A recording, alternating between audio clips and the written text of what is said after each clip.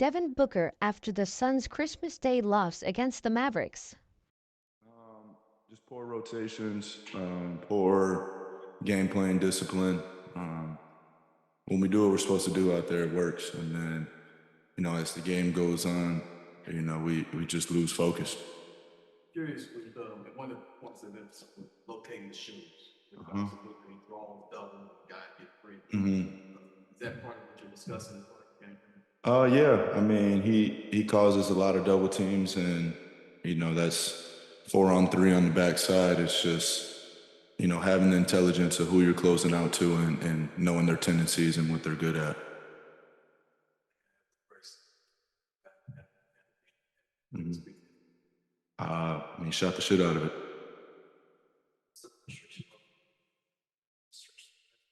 Uh, High. Every loss is tough.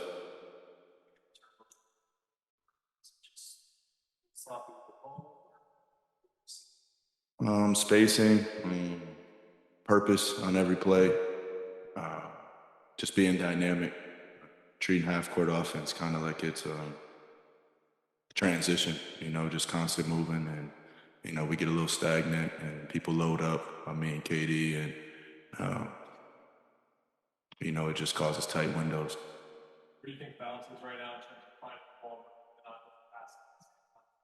and not It could be better. I mean, I think in the first half we had a lot of open looks. They're leaving 40% shooters wide open, and those are passes that I'm going to make every time. So, when the defense tries to get the ball out of your hand, and I trust the players on this team, I'm going to throw it to them every time. And first half we're just missing them.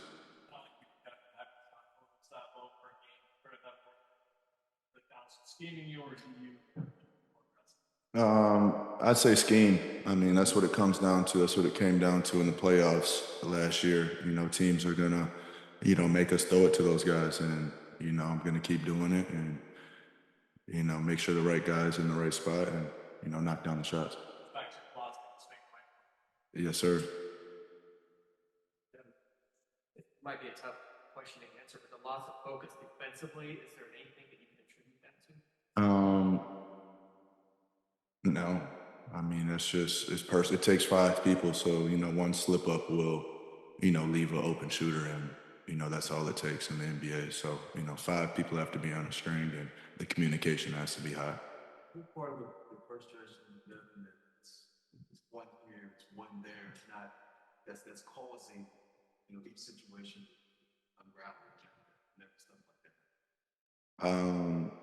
What's the question? Just when you have a situation where one person doesn't get the play, it's like they're throwing off the entire. Is that part of the frustration? I mean, yeah. I mean, it's like I said, all five people have to be engaged.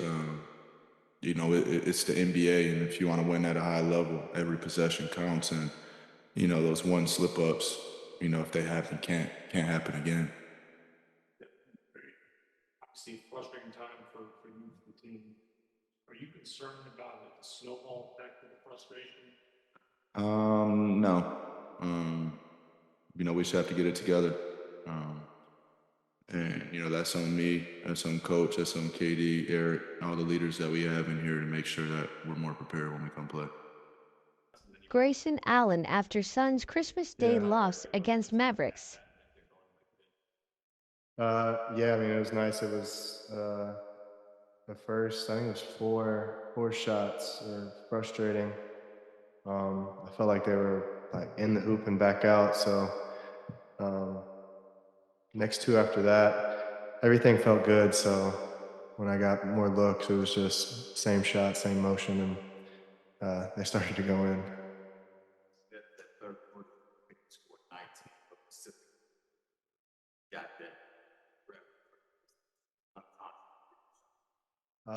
Yeah, we generated a lot of good looks offensively, and I was on the receiving end, like a lot of driving kicks, multiple drives, multiple efforts, some good kickouts from offensive rebounds, like a lot of good extra passes, and a lot of them just happened to be in the right spot from moving, getting open, whatever it was, and then playing a lot of that small pick and roll with booking Kev up there and trying to create some confusion on the slipping out or setting it, rolling, popping, being a driver off that. So um, just a couple of different things that were working for us offensively. What's you could put your finger on what's wrong right now? What's wrong?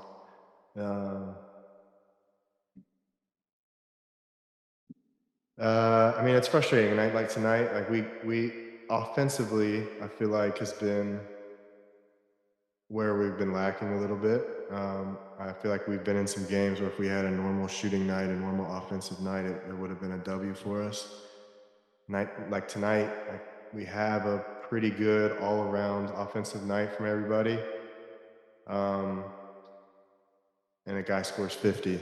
So part of that is hats off to Luka. Like our game plan was throwing different bodies, doubling, throwing different looks at him, and he got hot with his step back threes and carved it up with some passing early, and it made it really difficult to guard for the rest of the game. So um, I just think for our group, like we just got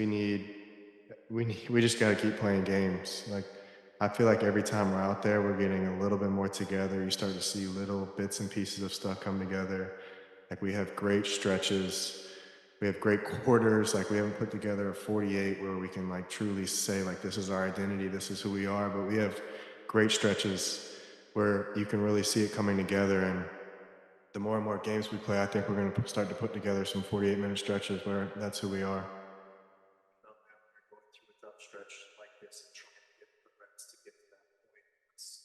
He was a group of guys who are all relatively new to each other to stay together and get through this type of adversity.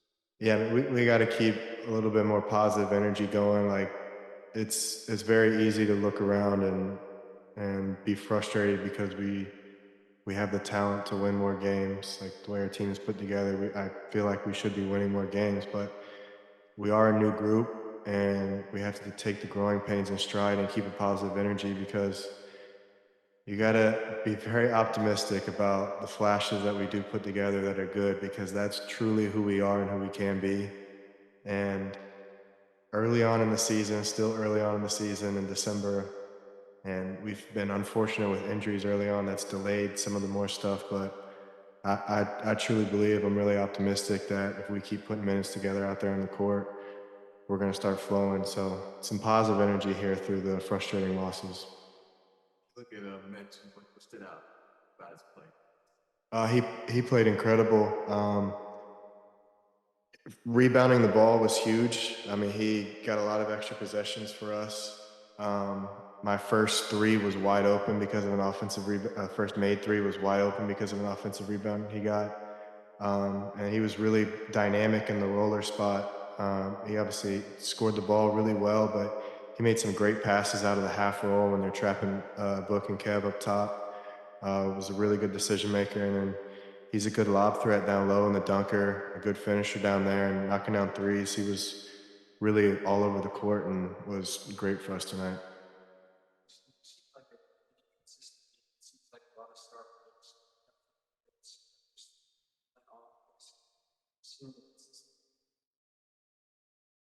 Um,